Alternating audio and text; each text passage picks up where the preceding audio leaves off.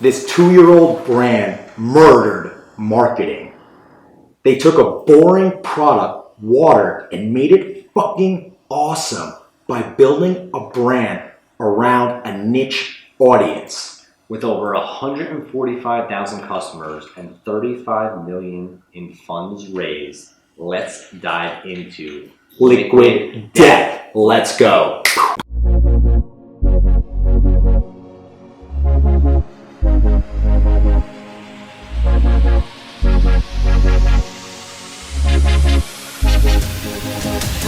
What's up, everyone? Sean Azari here. I'm with Matt Skopak. What's going on, everyone? Welcome to Deep Dive, episode 46, where we find and identify businesses like Liquid Death and dive into their marketing and business strategies, such that you can take these strategies and implement them into your business. Liquid Death, I actually really like this company. It started in 2019, and it's just branding a generic, this is their main product, water.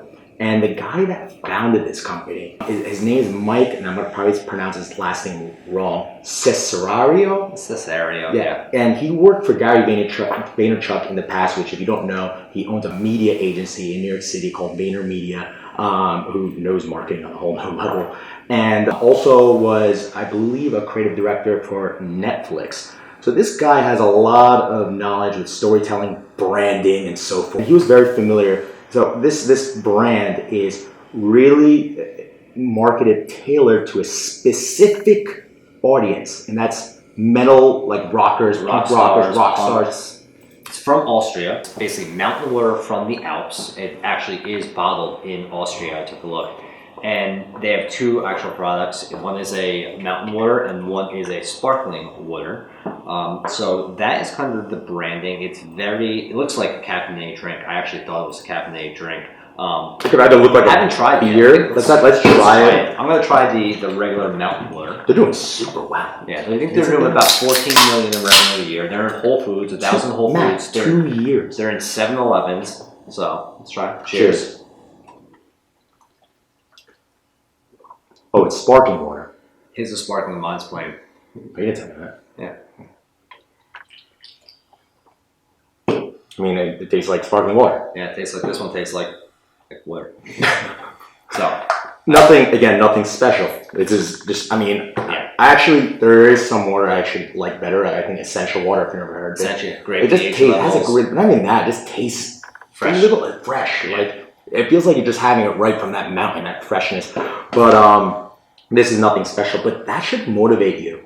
A boring product like this, what works is their branding, being creative. That's what's getting a lot of brands out there today. What else can we state? They went through multiple fundings. Yeah, I think they have A and B series. They just raised another round of funding. Overall, I think it's $35 million they've raised overall for a canned water. Yep, and they're not only D2C, they're also B2B. There's a bunch in Whole Foods, 7-Eleven, and so forth. So when you go on their website, you can search for a store near you to buy it right away, or you can go on their site, buy it, and they'll send it to you within a few days. I actually just bought, Matt just went to a store, bought these at Whole Foods, right? Correct, Whole Foods. He just bought these at Whole Foods, but I also wanted to go through their purchase flow, and I bought these yesterday. And the reason I did that, Matt, also because they're a funny brand. Yeah. So it's something like we always say. They're like a novelty brand, is the way I called it. Like something you buy as a gag, like a joke or a present for someone, just because it's funny. But I guess it's catching on as well. Yeah. So we'll talk about why. So if you guys, since I don't have their whole email marketing flow sequence, I suggest maybe. I don't care, but like I'm doing, I'm going to try to copy their sequence or understand it. But anyway, do we dive into points? Want to go for number one? Yeah, I'll do number one, and this aligns with our points. Give boring products or services awesome branding. And this is kind of what we said and what they do also. This is a can of regular water from the Alps. There's nothing special. We've heard of so many different water companies with Coke, Pepsi, you have Life Water, Aquafina, Poland Spring, Essentia, Nestle has their own one, Fiji. So there's nothing crazy about this branding, but what they do very good is they use language and visuals that are uncommon in marketing, as well as very uncommon in companies that sell water, which makes them stand out. So just the title, you can tell by the branding. Liquid Death, if someone told you that was going to be the name of a water company, you'd never think of it, but it stands out. And it goes with their branding. They also have that slogan, murder your thirst. Murder your thirst. Ooh. Yeah. Like, when you think of murder, that word, that's a little aggressive. But, you know, when you're talking about a specific audience, I'm not saying this audience like metal rockers are murderers or anything, but when you listen to music, you really want to, like, freaking kill something. Yeah, I guess this type of water. And you look at their graphics as well, they're cartoonish, but like they're the Grim Reaper, there's blood. So they went completely out of the box, and their language and their marketing, kill, murder, everything under the sun that you would never think they use. And it works also. It attracts that certain type of niche buyer, and then just the graphics as well. So, I mean, they're just branding to a certain capacity. I agree. I actually don't want this to be one of my points, because my next point was, which I'm going to change, is actually find your niche audience and focus on them. But it's going to be very similar. But I want to add on to what you just said, is, you know, how they're focusing on that specific audience, which is heavy metal rockers. But why is that important? When you focus on an audience, this is how they're differentiating. When you focus on an audience, you can be very creative, right? If they're just making just any other water, it's really hard to market just to everybody, right? And by the way, people don't want to focus on just a very narrow audience because people get scared. You're just really narrowing it down, right? But when you narrow it down, you understand their likes, you understand what they're doing, you understand what their favorite band is, you understand their music style and so forth. So you could create all this branding around them. You could obviously liquid death, the canned stuff, all that works in your benefit. But if you're thinking about a broader audience, it's hard to do that. So I kind of want to add on to that point. It's not going to be my first point, but yeah, it makes sense. So I mean, this from my perspective, guys, like I would never looked at this brand. I never even knew this was water. I thought it was a caffeinated drink, but diving into it, they do some things different, uncommon, and sometimes uncommon in marketing and branding works. In this case, raised $34 million, doing $14 million in revenue. It worked. 100%. Actually, the reason I actually got my eyes on it, I saw someone comment on YouTube saying, hey, why don't you guys dive into liquid death? I've heard of it before. I've seen a lot of their marketing strategies. I've seen a lot of content creators post about it. It caught my attention in the past, but really when I saw that comment, I'm like, there's definitely something to look into. So keep those comments coming.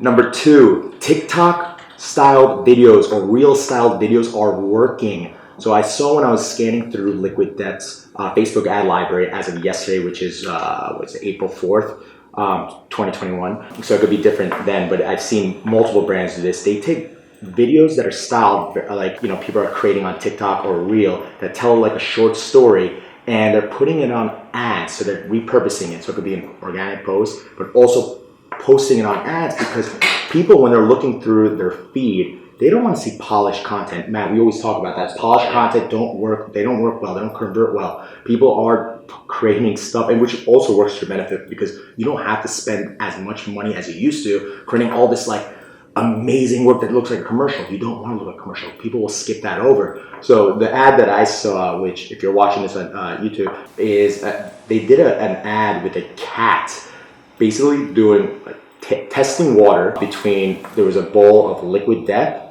and there was a bowl of regular water, and I'm sure that was vodka or something, because the cat chose liquid death. I don't know if he knew, but obviously he put vodka in there. He's not gonna drink vodka, or she, whatever the cat is.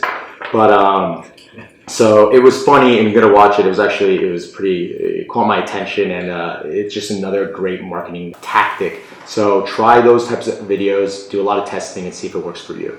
Awesome. Focus on sustainability and differentiate yourself from the competition. So this is another thing that Liquid Death has within its DNA of its branding, is sustainability. So obviously it hates plastic water bottles. So they use a aluminum can. When you read the side, actually, it says that the aluminum can is 70% recyclable. Plastic is only 3% recyclable. So they are 100% again in sustainability, and you will see this now, currently, and in the future. I work in accounting and finance. There is also a gap in accounting rules now for sustainability. There's sustainability reports, but you will see brands now taking in very, very conscious of this sustainability. And in addition, they donate 10% of the profit of every can to help kick pollution and plastic.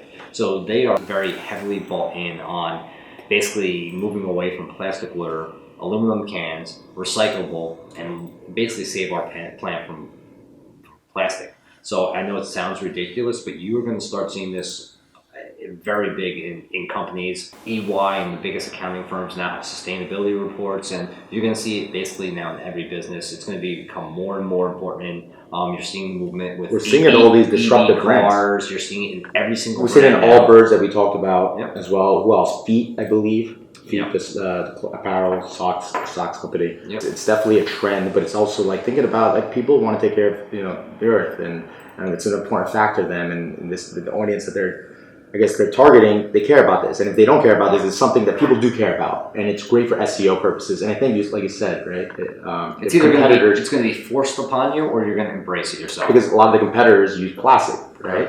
So that's why they have that hashtag death to plastic. Correct. Yep. So and they really push that too for their marketing their campaign. whole branding and their whole marketing campaigns is based upon that. 4, use negative commentary from your customers or your followers to your advantage.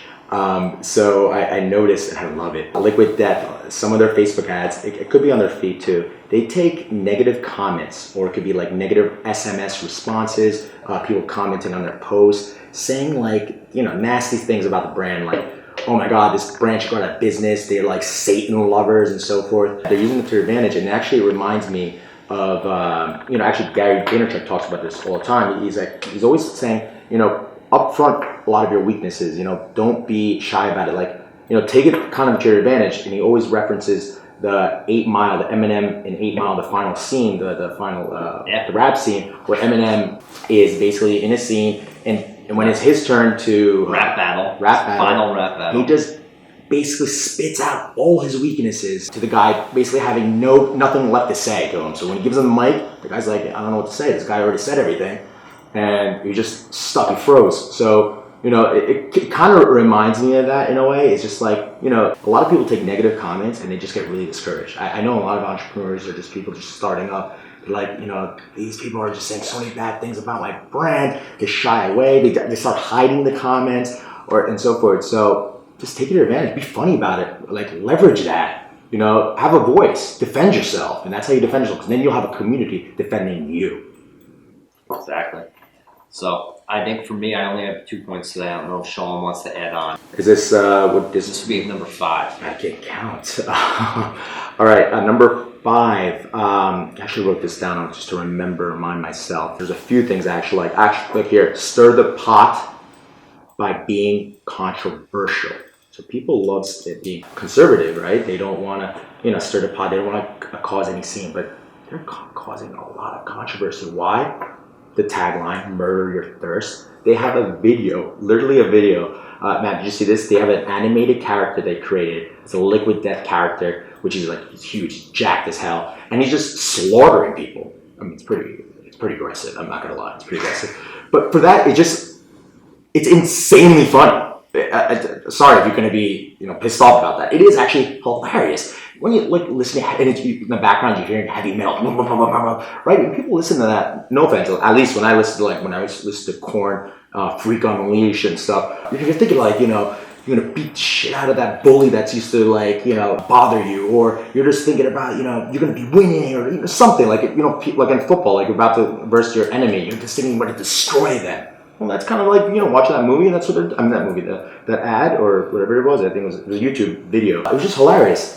So they're doing that. I believe I saw also, and they took that piece of content, some of the media outlets on TV were just making fun of them. And they took that piece of content, they repurposed it, and they put it on Facebook ads, I think it was Fox News or something. And they created something out of that, and they kind of mocked them. So, controversy works. It'll actually get you more PR at the end of the day. Well, that is always true. This brand just does everything different than what we've seen. And it's opposite of the product. Water's boring, simple, and the branding is just totally off basis. And I mean, it's an interesting case study, an example how even the simplest products, most basic products, are, if you brand properly to a certain group of people, it's successful. Yep, guys, always look for, and I forgot what company also said this, it's just looking for white space. Find where that white space is. People are not marketing to them, and market to them. Untuck It did it. Yep. I mean, all these brands that we talk about, majority of them did it, right? Untuck it for shirts that you can't tuck in, right? They already existed, but branding just to those people that they don't want to tuck in their shirts, button downs, that's going to make you win. So I think that's it, right? Those 5? That's all I got on these guys. Awesome. Guys, if you like this episode, hit the thumbs up button if you're watching this on YouTube. If you're listening to this on iTunes, Amazon, Spotify, please give us a 5-star rating if this was helpful for you. Also, if you know an entrepreneur that's starting a business or it's in the middle of working on a business, and if you think this content's going to help them succeed, send them this podcast, share the value, and also if you have any questions, you could tweet at mscopac, at Sean_Azari, and that's it. We will see you next week. I don't have a pen to throw, but Later.